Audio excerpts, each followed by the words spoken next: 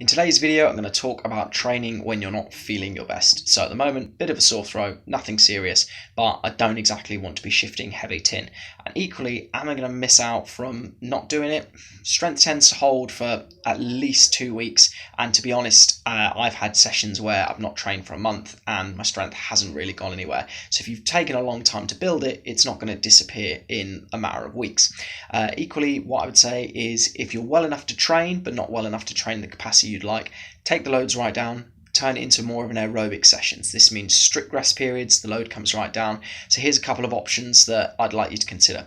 Firstly, if you've been using complexes in your warm-up, or even if you haven't, this is a great time to experiment with them. So even starting with an empty bar, a squat type movement, a hinge type movement, a push and a pull. So for example, today mine was overhead squat, straddle stance good morning, a Z press and a snatch grip row and a pause. Put them so you do all of the first movement, then second, then third, then the fourth, then have a rest. Again, the weight is so light that you're not going to be limited from a strength capacity.